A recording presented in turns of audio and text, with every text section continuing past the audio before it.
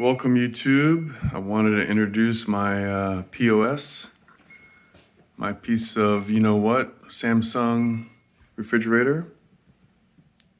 It's having a temper tantrum right now. It's just beeping.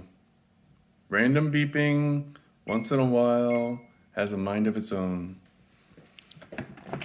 This is model, here's the model number. Here it is. So anyway, right now it says the temperature is 34 degrees in the refrigerator, -2 in the freezer. So if you look here, the temperature is 60 degrees, not 34 degrees. So all kinds of error codes pop up randomly. And let's see if the ice machine is working today. You can see it's freezing over, chunks of ice.